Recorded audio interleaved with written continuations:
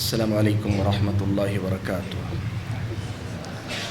الحمد للہ رب العالمین والصلاة والسلام علی اشرف الانبیاء والمرسلین وعلی آلہ واصحابہ اجمعین ومن تبعہم بإحسان الی یوم الدین، اما بعد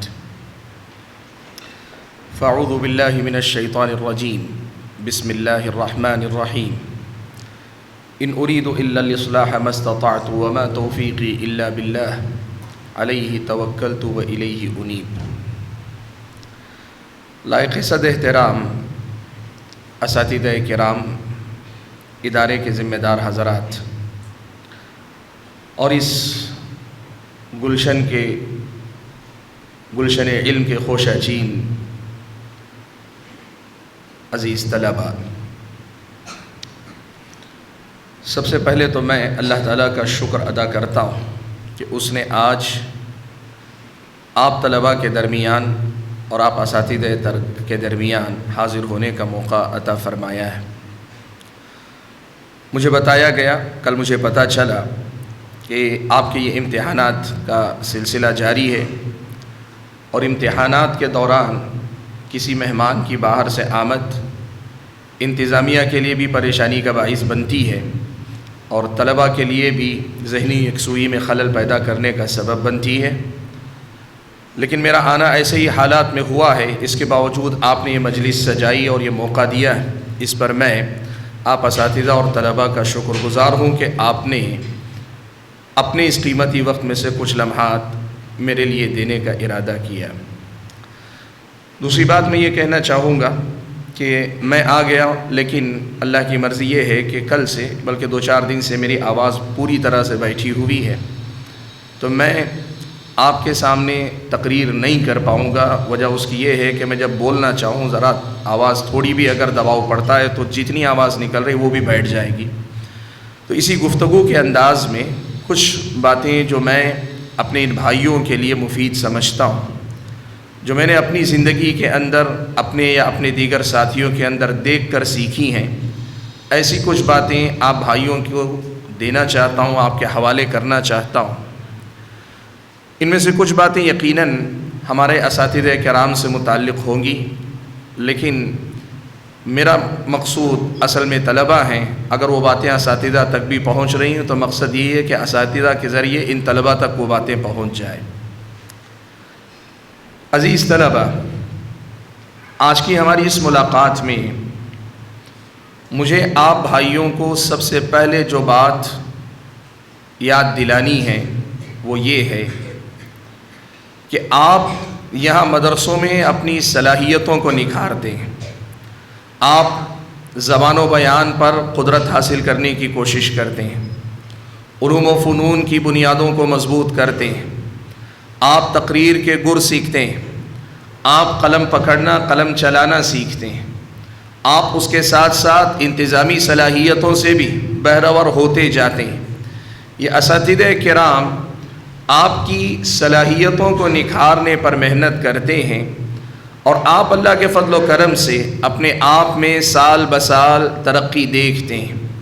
آپ پیچھے پلٹ کر دیکھیے، جب آپ اس ادارے میں آئے تھے یا کسی بھی اور ادارے میں داخل ہوئے تھے، تب آپ کے اندر کیا قابلیت تھی، اور آج اللہ تعالیٰ کے فضل و کرم سے آپ کس مقام پر ہیں۔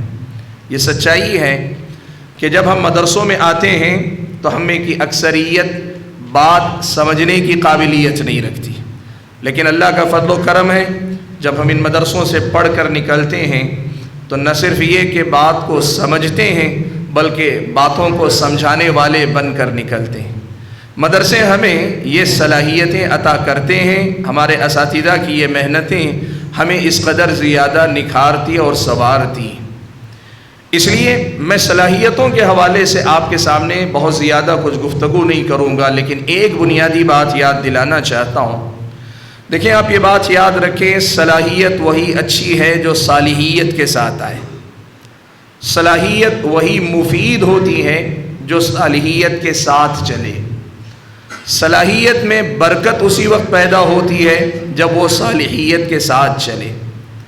آپ کی ہماری زندگی میں یقین مانیں، ہمیں جتنا علم ملتا ہے وہ علم اگر بابرکت ہو جائے، وہ علم اگر مبارک ہو جائے، تو یہی علم ایک انقلاب برپا کرنے کے لیے، سماج کے حالات بدلنے کے لیے، لوگوں کے دین و ایمان میں تبدیلی لا کر انہیں اللہ تعالیٰ کا بندہ بنانے کے لیے بہت کافی ہو سکتے ہیں۔ لیکن مسئلہ یہ ہے کہ ہماری اور آپ کی عملی زندگی میں ہم اور آپ صالحیت کی طرف سے غافل نظر آتے ہیں۔ میں آپ کو بتاؤں، امام احمد بن حنبل رحمۃ اللہ علیہ جلیل القدر عالم دین ہیں، محدث عظیم ہیں، آپ سبھی جانتے ہیں۔ امام احمد بن حنبل رحمۃ اللہ علیہ کے پاس ایک طالب علم آئے حصول علم کے لیے، احادیث سننے کے لیے آئے۔ رات میں امام احمد بن حنبل نے ان کو مہمان بنایا، اپنے ہی گھر پہ رکھا، اور اپنے گھر میں رکھ کر امام احمد بن حنبل رحمۃ اللہ علیہ نے ان کے لیے وضو کا پانی باہر رکھ دیا۔ ان کے کمرے کے باہر وضو کا پانی جب امام احمد بن حنبل نے رکھ دیا تو اس وقت صبح جب بیدار ہوئے نماز فجر کے لیے جگانے کے لیے امام احمد آئے تو دیکھا کہ وضو کے لیے رکھا ہوا لوٹا اور اس کا پانی جیسا کا تیسا باقی۔ یعنی نماز فجر کو جگانے کے لیے آئے اور نماز فجر کے لیے جگانے کے لیے آنے کے بعد دیکھتے ہیں کہ طالب علم اس پانی کا استعمال نہیں کیا۔ امام احمد بن حنبل رحمۃ اللہ علیہ نے اس طالب علم کو مخاطب کرتے ہوئے ایک بات کہی تھی، سبحان اللہ طالب العلم ولا یقوم اللیل ولا یصلی اللیل۔ طالب علم ہو اور تہجد کا اہتمام نہیں کرتے ہو، طالب علم ہو اور تہجد نہیں پڑھتے ہو۔ میں جب آپ کے سامنے یہ بات کہہ رہا ہوں تو اس کا یہ مطلب نہیں کہ میں خود اس کا پابند ہوں اسی لیے آپ کو کہہ رہا ہوں، آپ اس انداز میں مت سوچیں، لیکن میں یہ کہہ رہا ہوں کہ مجھ کو اور آپ کو طالب علم ہونے کا یہ تقاضا سمجھنا چاہیے کہ اصل میں ہماری اور آپ کی صلاحیتوں کو مفید بنانے کے لیے ہماری صالحیت کا سہارا بہت ضروری ہے۔ نفل روزوں کا اہتمام، سنتوں کا اہتمام، حتیٰ کہ جو سنتیں غیر مؤکدہ کہلاتی ہیں، جو سنتیں اللہ کے نبی صلی اللہ علیہ وسلم کی زندگی کا حصہ تھی، ہماری اور آپ کی زندگی میں اگر صالحیت نہیں ہوگی تو صالحیت سے خالی صلاحیتیں اکثر خود کے لیے اور عام طور پر امت مسلمہ کے لیے وبال جان بنتی ہیں۔ آپ کو یہ بات یاد رکھنی چاہیے کہ جو علم آپ کو خود فائدہ نہ پہنچا سکے وہ سماج کو فائدہ پہنچائے گا بھی تو بہت تھوڑا فائدہ پہنچائے گا۔ آپ باعمل عالم دین بنے، یہ زیادہ بہتر ہے اس بات کے مقابلے میں کہ بہت زیادہ باصلاحیت عالم لیکن بے عمل عالم دین بنے۔ آپ فرائض پر اکتفا کرنے والے عالم بنے، اس کے مقابلے میں زیادہ بہتر یہ ہے کہ آپ طالب علم ہی رہیں لیکن فرائض کے ساتھ سنن و نوافل کا اہتمام کرنے والے طالب علم رہیں۔ بھائیو، آپ اگر صلاحیت کے ساتھ لے کر چلیں گے آپ کا علم مبارک ہوگا اور یقیناً مبارک ہوگا، اور اگر صالحیت نہیں ہوگی تو پھر علم کی برکت نہیں ہوگی۔ علم ہوگا لیکن علم کا خیر پوری طرح سے آپ کی زندگی میں اور آپ کے اپنے سماج میں نظر نہیں آئے گا۔ تو پہلی بات جو میں کہنا چاہتا ہوں وہ یہ کہ اپنی صلاحیتوں کے ساتھ اپنی صالحیت کی طرف بھی توجہ دیجیے۔ دوسری بات جو اس مناسبت سے کہنا چاہتا ہوں وہ یہ، آپ اپنے آپ کی قدر و قیمت پہچانیے۔ طلباء کے اندر دو مزاج بڑے خطرناک ہیں۔ بہت کم طلباء، چند طلباء ایسے ہوتے ہیں جن کی صلاحیتیں نکھر کر آتی ہیں اور سارے اساتذہ ان کی صلاحیتوں کی تعریف کرتے ہیں، سماج ان کی قدر شناسی کرنے لگتا ہے، تو نتیجہ یہ ہوتا ہے کہ وہ افراط کی راہ پہ چلے جاتے ہیں، خود فریبی میں مبتلا ہوتے ہیں، اپنے آپ کو بہت کچھ سمجھنے لگتے ہیں، یہ خود فریبی کا مرحلہ۔ لیکن وہیں طلباء کی اکثریت ایسی ہے جو تفرید کے جانب رہتے ہیں اور ان کا معاملہ یہ ہے وہ خود اپنی قدر و قیمت نہیں پہچان پاتے۔ آپ یہ مان لیجئے سب سے پہلے کہ آپ اللہ کا انتخاب ہیں، اللہ نے آپ کو منتخب کیا ہے۔ اتنے سارے انسانوں میں سے اللہ نے ایمان کی دولت مسلمان کو عطا کی اور اتنے سارے مسلمانوں میں سے طالب علم بننے کے لیے اللہ تعالیٰ نے آپ کا انتخاب کیا ہے۔ آپ اپنے آپ کو سمجھیے کہ اللہ تعالیٰ نے آپ کو منتخب کیا، آپ اللہ تعالیٰ کی طرف سے منتخب بندے ہیں۔ اپنے آپ کی قدر کیجئے، اپنے آپ کو پہچانیے۔ آپ نہ افراط میں جائیں، خود فریبی میں جائیں، اور نہ تفریط میں جائیں کہ آپ اپنے آپ کو نہ پہچان سکیں۔ کتنے ایسے طلبہ ہیں جو پڑھتے ہیں، لکھتے ہیں، آگے نکل بھی جاتے ہیں، لیکن انہیں خود کے اندر یقین نہیں، خود اعتمادی کی کمی، اپنے آپ پہ بھروسہ نہیں، اپنی صلاحیتوں پہ بھروسہ نہیں۔ ایک بات یاد رکھنا اللہ کے بندو، ہم عام طور پہ یہ دیکھتے ہیں کہ جو طلبہ پہلا نمبر، دوسرا نمبر، پوزیشن لاتے، درجہ امتیاز سے کامیاب ہوتے ہیں، ان کی قدر ہوتی اور وہ کہیں نہ کہیں اپنا کام کرنے بھی لگتے ہیں۔ لیکن جو متوسط درجے کے طلبہ ہوتے ہیں، عام طور پر وہ اپنے آپ کے بارے میں احساس کمتری کا شکار رہتے ہیں۔ آپ یہ مان لیں، آپ میں سے ہر بچہ اپنی جگہ پہ غیر معمولی، آپ میں سے ہر طالب علم غیر معمولی۔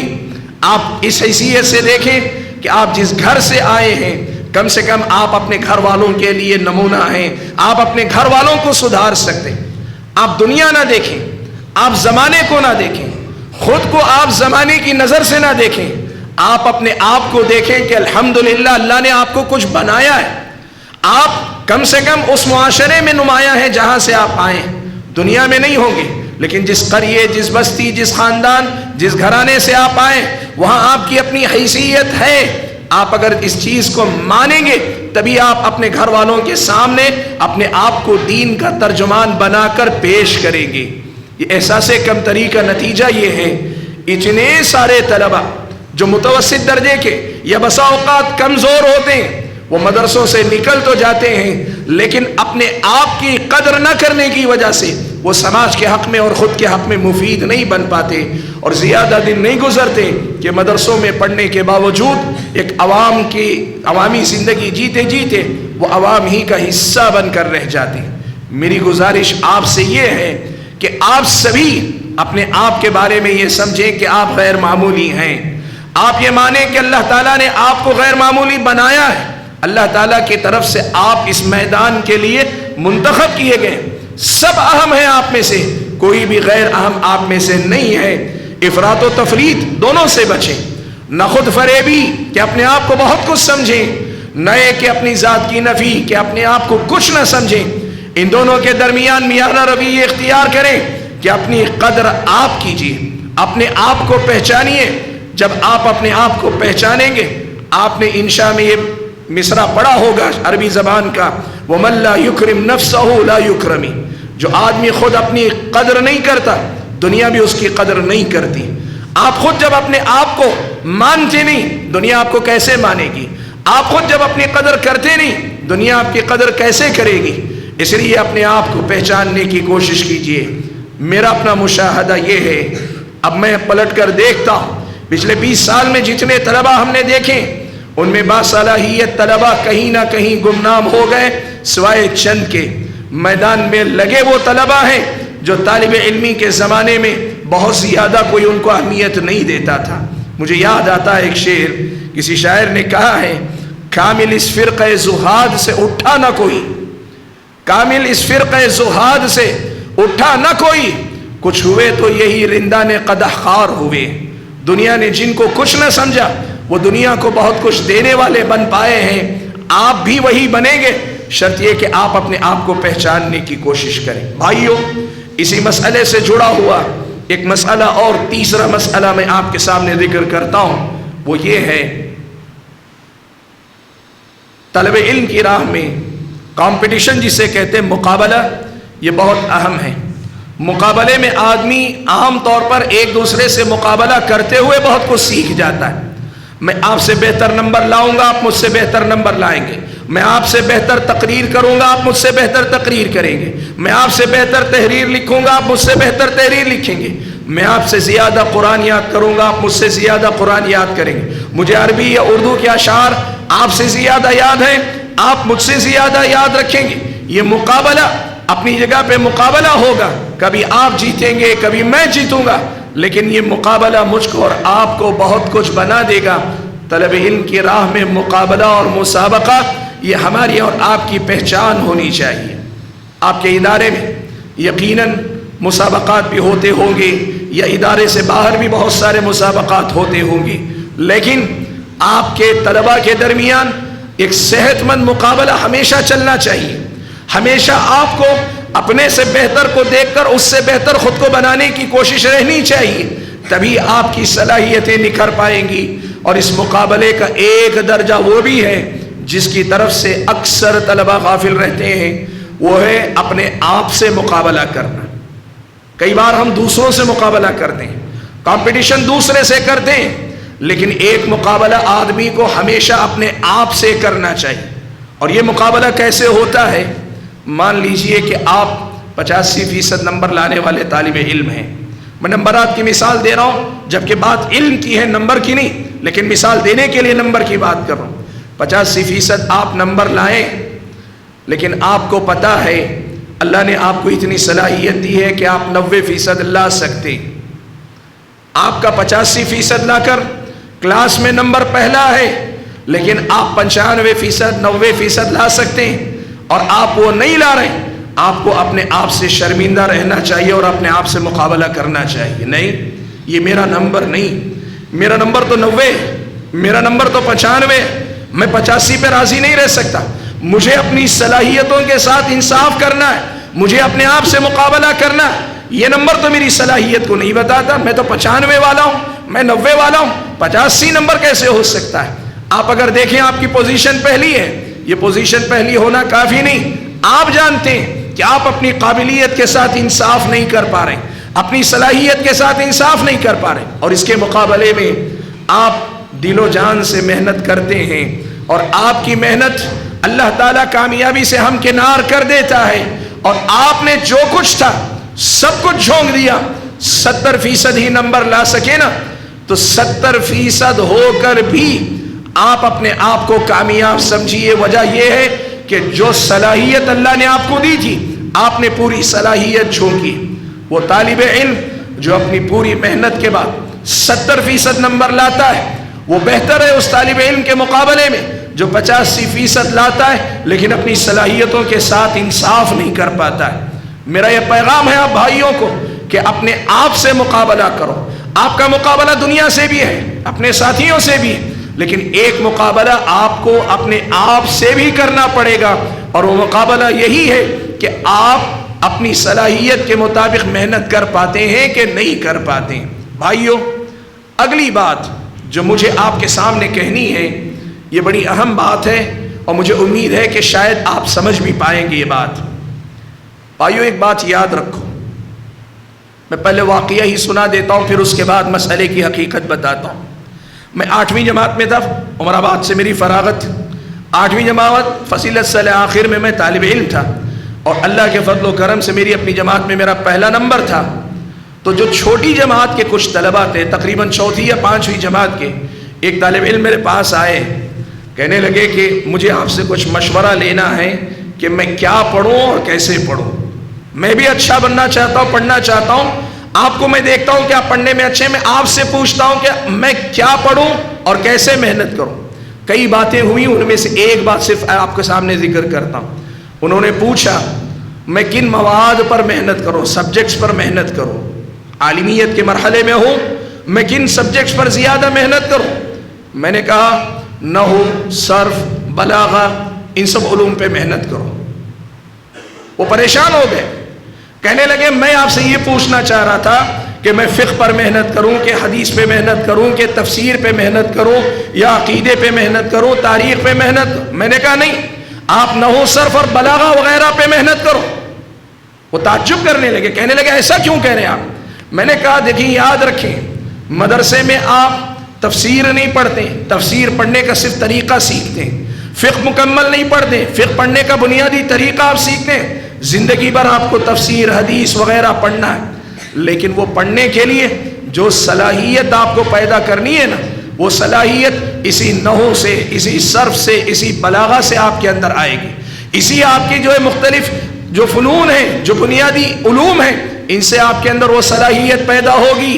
آپ بنیادی باتوں پہ محنت کریں بجائے اس کے کہ آپ ادھر ادھر جائیں۔ بھائیوں، آج یہی بات میں آپ بھائیوں سے کہنا چاہتا ہوں۔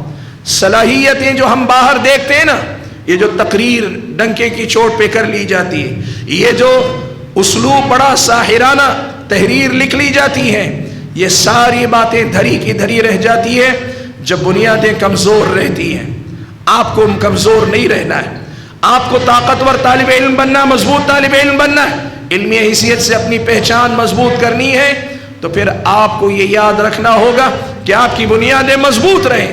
مجھے یاد ہے ہمارے ساتھیوں میں سے ایک ساتھی تھے، 8ویں جماعت میں پہنچ گئے تھے، لیکن ہفتہ 10 دن میں ایک مرتبہ 4تھی جماعت کی نحو کی کتابیں، اس سے پہلے کی صرف کی کتابیں لے کر دہرایا کرتے تھے، بار بار پڑھا کرتے تھے۔ ہمیں اس وقت سمجھ میں نہیں آتا تھا کہ کوئی طالب علم جس مرحلے کو پار کر کے آگے نکل چکا، فضیلت میں آ چکا ہے، وہ یہ نحو اور صرف کی باتیں کیوں بار بار دہراتا ہے؟ وجہ اس کی یہ تھی کہ یہ وہ بنیادیں ہیں جس پر آپ کا علم کھڑا ہوا ہے۔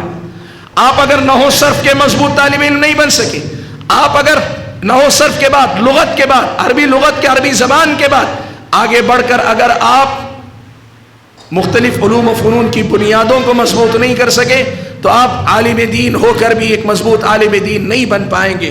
اس لیے بھائیوں، یہ نحو، یہ صرف اور یہ دوسرے علوم و فنون، اور اسی طرح میں خاص طور پہ بتانا چاہوں گا عربی الفاظ کا ذخیرہ، عربی الفاظ کا ذخیرہ، اور یاد رکھنے کا سب سے اچھا طریقہ یہ ہے کہ آپ اشعار یاد کریں، عربی اشعار، اردو اشعار خوب یاد کریں، اتنے یاد کر لیں کہ جب آپ کسی مفہوم کو ادا کرنا چاہیں، اس مفہوم کو ادا کرنے کے لیے لفظ آپ کو ڈھونڈنا نہ پڑے کہ اس کے لیے کیا لفظ مناسب ہو سکتا ہے، اس ایک مفہوم کی تعبیر کے لیے 2 سے 4 لفظ قریب قریب معنی کے آپ کے سامنے مستحضر رہیں۔ یہ ہوگا اگر آپ کے پاس اشعار کا ذخیرہ، آپ عربی اشعار خوب یاد کیجئے معنی سمجھ کر، اردو اشعار یاد کیجئے، اور اللہ توفیق دے تو فارسی اشعار یاد کیجئے۔ یقین مانیے جب یہ اشعار کا ذخیرہ یاد ہوگا تو آپ کے پاس بنیادیں مضبوط ہوں گی۔ میں یہی کہنا چاہتا ہوں، ان بنیادوں پہ محنت کریں۔ ماہرین نے لکھا ہے کسی بھی زبان کے معتبر شعراء کے 2000 شعر اگر آپ کو یاد رہے نا تو پھر آپ کو اس زبان پہ کنٹرول آ جاتا ہے۔ 2000 شعر کسی بھی زبان کے آپ اگر سمجھ کر یاد کر لیں گے تو اس زبان پر آپ کو قابو ہوگا، آپ کو کنٹرول حاصل ہونے لگے گا، اور پھر اس کے بعد آپ اس زبان کو جتنا برتیں گے، استعمال کریں گے، اسی قدر زیادہ زبان پہ قابو آئے گا۔ میں یہ کہنا چاہتا ہوں کہ نحو، صرف، بلاغہ، ادب اور اس کے ساتھ ساتھ مختلف علوم و فنون کی، اصول حدیث کی، اصول فقہ کی جو بنیادی باتیں، ان پر اصل میں محنت کیجئے، پھر اس پر مبنی فقہ، تفسیر، حدیث، یہ سارے علوم رفتہ رفتہ آپ کے اندر پیدا ہوتے چلے جائیں گے۔ اللہ تعالیٰ یہ برکت آپ کو عطا کرے گا انشاءاللہ۔ حاضرین گرامی، ایک بات اور میں آپ کے سامنے، بلکہ 2 باتیں اور کہہ کے میں اپنی بات سمیٹ لینا چاہتا ہوں۔ ایک بات یہ ہے، دیکھیں ہم اور آپ کو خارجی مطالعہ جسے کہتے ہیں، یعنی آپ کی جو درسی کتاب ہیں، درسیات، جو کتابیں آپ کلاس روم میں پڑھتے ہیں، اساتذہ جو پڑھاتے ہیں، اس سے بڑھ کر خارجی مطالعہ آپ کو کرنا چاہیے، کتابیں پڑھنی چاہیے۔ یہاں ایک بات میں آپ کے سامنے کہتا ہوں، اس کو آپ یاد رکھیے گا۔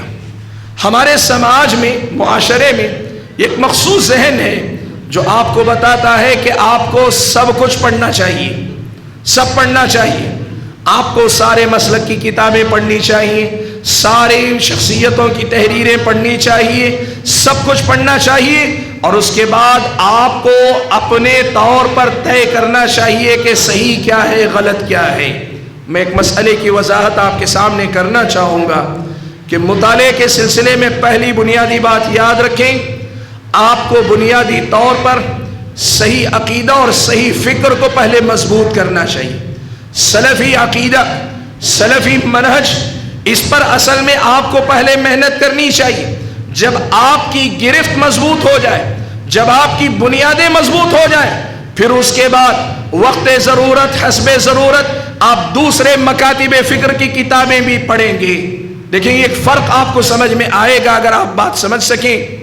اگر میں اور آپ منہج کو مضبوط نہیں کر پائے، اپنی بنیادوں کو مضبوط نہیں کر پائے، صحیح سلفی عقیدہ، صحیح سلفی منہج کیا ہے، اس کو مضبوط کیے بغیر براہ راست ہم نے سب کو پڑھا اور پھر ہم نے طے کیا یہ صحیح ہے یہ غلط ہے، تو ہم طے اپنی عقل کی بنیاد پہ کرتے ہیں، ہماری اپنی سمجھ کی بنیاد پہ کرتے ہیں، صحیح کیا ہے غلط کیا ہے۔ اگر سب کو پڑھ کے طے کرتے ہیں تو اپنی سمجھ کی بنیاد پہ کرتے ہیں، اور اس کے مقابلے میں صحیح عقیدہ و منہج پہلے پڑھتے ہیں، وہ مضبوط ہو جاتا ہے، اس کے بعد جا کر دوسری کتابیں پڑھتے ہیں تو پھر صحیح اور غلط کا فیصلہ محض اپنی سمجھ کی بنیاد پہ نہیں کرتے، بلکہ وہ جو صحیح عقیدہ، صحیح منہج ہماری مضبوط بنیاد ہے، اس کی بنیاد پر ہم طے کرتے ہیں کہ صحیح کیا ہے، غلط کیا ہے۔ اور یہ فرق اتباع کا اور عقل پرستی کا فرق بن جاتا ہے۔ ایک منہج کا بڑا اہم مسئلہ، ساری دنیا کا مسئلہ یہ ہے کہ ساری دنیا آج عقل پرستی کی طرف جا رہی، ہر آدمی اپنی سوچ کا غلام، ہر آدمی اپنی فکر کا غلام، ہر آدمی اپنے مزاج کا غلام، ہر آدمی اپنی سمجھ کا غلام ہے۔ اسلامی شریعت کہتی ہے آپ کو سب سے پہلے دین سیکھنا چاہیے اور دین کی بنیاد پر صحیح اور غلط کا فیصلہ کرنا چاہیے۔ آپ جانتے ہیں اللہ کے نبی صلی اللہ علیہ وسلم نے جب مدینہ ہجرت کر کے آئے، آپ صلی اللہ علیہ وسلم نے سب سے پہلے ایک کام کیا، آپ نے صحابہ کی تربیت کی۔ اہل کتاب ساتھ میں رہتے تھے، حضرت عمر ابن خطاب رضی اللہ تعالیٰ عنہ اہل کتاب کی کتاب لے کر آئے، پڑھنے لگے۔ اللہ کے نبی صلی اللہ علیہ وسلم کا چہرہ بدلنے لگا، آپ غصہ ہوئے۔ جب صحابہ نے حضرت عمر کو توجہ دلائی تو اللہ کے نبی صلی اللہ علیہ وسلم نے حضرت عمر کو پھر ڈانٹتے ہوئے کہا تھا، امتہوکون انتم یا ابن الخطاب، اے خطاب کے بیٹے، کیا تم ہلاک ہونا چاہتے ہو؟ کیا تم برباد ہونا چاہتے ہو؟ اللہ کے نبی نے ابتدا میں مدینہ ہجرت کرنے کے بعد اہل کتاب کی کتابوں کو پڑھنے سے منع کیا، لیکن وہی جب ایمان کی بنیادیں مضبوط ہوئیں، جب اسلامی تعلیمات پر مسلمانوں کی تربیت اپنے کمال کو پہنچنے لگی، اللہ کے نبی نے اس کے بعد جا کر چھوٹ دی، وحدثوا عن بنی اسرائیل ولا حرج، تم بنی اسرائیل کی باتیں سناؤ، کوئی حرج کی بات نہیں۔ یہاں سے یہ منہج، یہ اصول آپ کو آنا چاہیے۔ آپ ہر کسی کو نہیں پڑھ سکتے، آپ ہر کسی کو شروع ہی سے اپنے مطالعے میں نہیں رکھ سکتے، آپ کو سلفی منہج سیکھنا پڑے گا، آپ کو سلفی عقیدہ سیکھنا پڑے گا، آپ کو علوم و فنون کی صحیح بنیادیں پہلے حاصل کرنی پڑیں گی، ان کے بعد جا کر آپ جن کو پڑھیں ضرورت کے مطابق پڑھیں، تاکہ آپ دوسروں کو پڑھنے کے بعد اور خود اپنوں کو بھی پڑھنے کے بعد صحیح غلط کا فیصلہ کریں تو اپنے مزاج اور اپنے ماحول کے مطابق نہ کریں، بلکہ کتاب و سنت کی صحیح تعلیمات کی روشنی میں کر سکیں۔ بھائیو، اگر یہ بنیاد آپ کے سمجھ میں آتی ہے تو پھر میں آپ کو یہ بتانا چاہوں گا کہ مطالعے میں آپ ان سب چیزوں سے بچ کر دوران طالب علمی کیا پڑھیں گے؟ آپ جب آپ کو دوسرے مکاتب فکر کی کتابیں طالب علمی کے مرحلے میں نہیں پڑھنی ہے تو پھر مطالعہ کن باتوں کا کریں گے؟ آپ کو دو طرح کی باتوں کا مطالعہ ہونا چاہیے۔ ایک تو تاریخ آپ پڑھیں، اللہ کے نبی کی سیرت پڑھیں، اور سیرت پر کوئی ایک کتاب نہیں، مرحلہ وار کئی کتابیں سیرت کی پڑھیں۔ آپ خلفائے راشدین کی تاریخ پڑھیں، آپ خلافت بنی امیہ، خلافت عباسیہ اور اس کے بعد کے دور کے خلافت عثمانیہ کے اختتام کے دور تک کی تاریخ پڑھیے۔ آپ دنیا کے مختلف ممالک میں مسلم آبادیوں کی جو تاریخ ہے وہ تاریخ پڑھیے، آپ پوری دنیا کی اسلامی تاریخ پڑھیے۔ اور دوسرے نمبر پر ہمارے اپنے ملک میں مسلمانوں کا جو عہد حکومت رہا ہے اس کو آپ پڑھیے، اور اس کے ساتھ ساتھ آپ فرق پڑھیے، فرق کی تاریخ پڑھیے، آپ فرق کے اصول پڑھیے، اور اساتذہ کی نگرانی میں رہتے ہوئے یہاں آپ خارجی مطالعے میں اگر فرق کے بارے میں زیادہ پڑھ پائیں گے نا تو آپ کا مطالعہ بڑی مضبوط بنیادوں پہ قائم رہے گا۔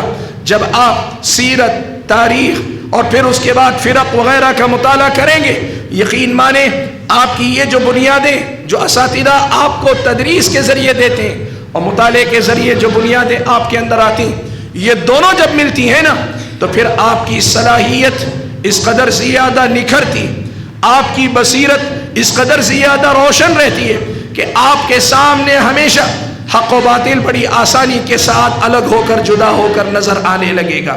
اور آخری بات جو میں کہنا چاہوں گا، دوسرے قسم کے مطالعے کی میں نے بات کی، وہ ہے زبان و ادب کا مطالعہ آپ کے پاس گہرا ہونا چاہیے۔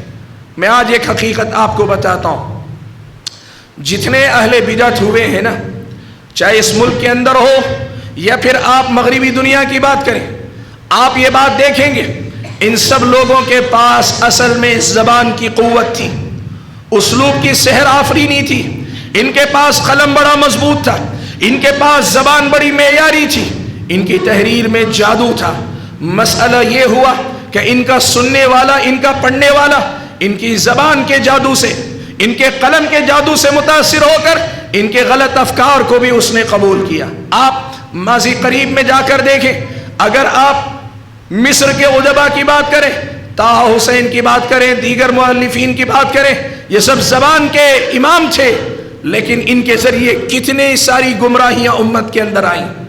مسئلہ یہ ہے کہ ہمارے طلباء کے اندر بہت بڑی کمزوری یہ رہتی ہے، حق ہے، سچائی ہے، دلیل ہے، مسئلے کے سلسلے میں واضح اور معتدل موقف ہے، لیکن اس موقف کو رکھنے کے لیے نہ صحیح زبان ہے نہ صحیح قلم ہے۔ نتیجہ یہ ہوتا ہے کہ آپ کے پاس سب کچھ ہو کر صحیح ڈھنگ سے آپ دے نہیں پاتے، ان کے پاس کچھ نہ ہو کر یا غلط ہو کر بھی وہ زمانے پر حکومت کرنے لگتے ہیں۔ اس لیے بھائیو، زبان و ادب کی مضبوطی کی طرف توجہ دیں، اور اس کے لیے آپ کو جو اس فن کے امام ہیں، نثر میں، نظم میں، ان کی کتابوں کو بھی کثرت سے پڑھنا پڑے گا۔ کوئی بھی زبان پڑھتے پڑھتے پھر آپ کی زبان تک آتی ہے، کوئی بھی زبان لکھتے لکھتے پھر آپ کے قلم پہ چڑھتی ہے۔ آپ کو زبان و ادب پہ محنت کرنی چاہیے۔ مجھے یاد آتا ہے ہمارے اپنے اساتذہ میں سے ایک استاد محترم تھے، مولانا حبیب الرحمن صاحب زاہد اعظمی حفظہ اللہ رحمہ اللہ، اللہ مغفرت فرمائے، انتقال کر گئے۔ وہ ایک بات بڑی خاص مجلسوں میں آپس میں کہا کرتے تھے، وہ خود بھی اہل حدیث تھے، وہ کہتے تھے ہم اہل حدیثوں کی بڑی کمزوری ہے کہ ہم اکثر دو قسم کے ادب میں کمزور ہوتے ہیں، ایک معاملات کے ادب میں کمزور ہوتے ہیں اور دوسرے زبان و بیان کے ادب میں ہم کمزور ہوتے ہیں۔ یہ بہت بڑی سچائی اللہ کے بندو، آپ کے پاس سب کچھ ہے، لیکن یہ دینے کے لیے جو زبان چاہیے، جو اسلوب چاہیے، جو انداز چاہیے، وہ آپ کے پاس نہیں ہوتا تو آپ اپنی بات صحیح ڈھنگ سے نہیں رکھ پاتے۔ میں نے کہا مطالعے میں اس باب کو بھی جگہ دیجیے کہ آپ کا مطالعہ آپ کی زبان کو بھی نکھارتا جائے، یہ ہونا چاہیے۔ اور آخری بات، اور یہ زیادہ تر میرے اپنے اساتذہ کرام کے توسط سے آپ بھائیوں تک پہنچانا چاہوں گا، اس ملک میں رہتے ہوئے جو بڑی ذمہ داریاں ہم کو نبھانی ہیں وہ یہ کہ بدلتے حالات میں ہمیں اپنے مذہب سے زیادہ اپنی تہذیب کو پڑھنے کی ضرورت ہے۔ اللہ کے بندو، ہماری اپنی تاریخ کو پڑھنے کی ضرورت ہے، اس ملک میں ہماری جو تاریخ ہے اسے پڑھنے کی ضرورت ہے۔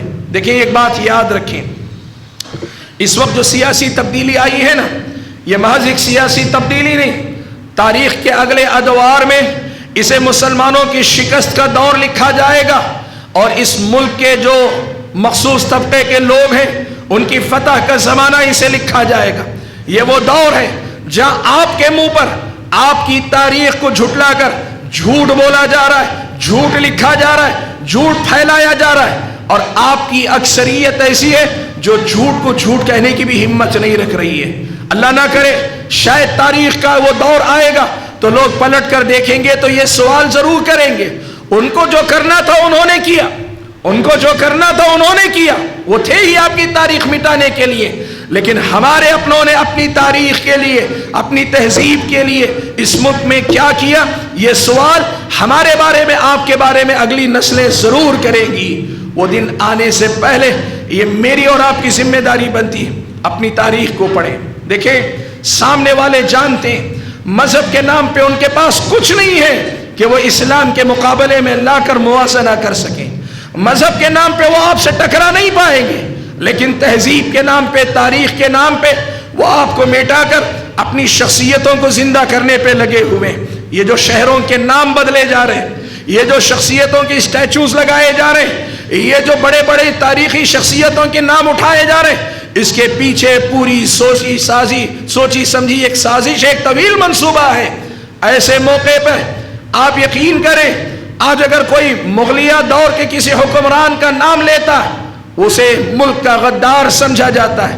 نتیجہ یہ ہوا کہ خود ہمارے اپنے حکمراں، ہماری اپنی تہذیب، ہمارے اپنے کلچر سے ہم دستبردار ہونے لگے، اور اگر یہی صورتحال رہی نا تو پھر یہی تہذیب کی لڑائی آگے چل کر آپ کے اپنے مذہب کو دبانے کا ذریعہ بن جائے گی۔ اس لیے سچائی یہ ہے کہ ہمیں یہ کوشش کرنی چاہیے، اگر میری اس گفتگو سے آپ میں سے 2-3 طالب علم بھی یہ طے کر لیتے ہیں کہ میری اپنی زندگی میں میں یہاں سے نکل کر یونیورسٹیوں کا رخ کروں گا، یونیورسٹیوں میں تاریخ پہ کام کروں گا، اور جتنے جھوٹ اس اسلامی عہد حکومت پر گڑے گئے میں ان کی قلی کھولوں گا اور سچ کو سچ لکھوں گا۔ یقین مانیے بہت بڑا کارنامہ ہوگا، اور آپ کی زندگی پہ قوم رش کرے گی، آپ پہ قوم کو اعتبار ہوگا، آپ پہ رش کرے گی قوم کہ آپ نے قوم کا قرض اتارا ہے، آپ نے قوم کے سر سے ان کا بوجھ اتارا ہے۔ ہمیں اپنی تاریخ کے تئیں بہت زیادہ کرنے کی ضرورت ہے۔ حاضرین گرامی، باتیں بہت ساری ہو سکتی ہیں، لیکن ایک تو میں نے کہا آپ کے اپنے تعلیم امتحانات کے ایام، اور دوسرے میرے اپنی حالت بھی ایسی نہیں میں اور زیادہ کچھ بول سکوں، لیکن جو باتیں میں نے کہی ہیں اس امید بلکہ یقین کے ساتھ کہی ہیں کہ انشاءاللہ آپ بھائیوں میں سے کچھ بھائی کم سے کم پوری طرح ان باتوں کو سمجھیں گے، ورنہ ایک آدھ بات آپ میں سے ہر ایک کے کام کی ضرور ہوگی۔ اللہ سے میری دعا ہے کہ اللہ تعالیٰ مجھے اور آپ سبھی بھائیوں کو ان باتوں کو سمجھنے کی توفیق عطا فرمائے، آمین۔ میں ادارے کے جملہ متعلقین بالخصوص ہمارے بھائی شیخ ڈاکٹر سفیان قاضی حفظہ اللہ کا بھی شکریہ ادا کرتا ہوں کہ آپ نے مجھے یہاں مدعو کر کے یہ موقع دیا کہ اپنے ان طلباء کے سامنے گفتگو کروں۔ میری یہ دعا ہے کہ اللہ تعالیٰ میری یہ جو باتیں ہیں ان باتوں کو میرے اپنے ان بھائیوں کے دل و دماغ میں اتارے، اور ان کا جو بہتر نتیجہ ہو سکتا ہے اللہ تعالیٰ ہماری اور آپ کی زندگیوں میں ظاہر فرمائے، آمین۔ وآخر دعوانا الحمدللہ رب العالمین۔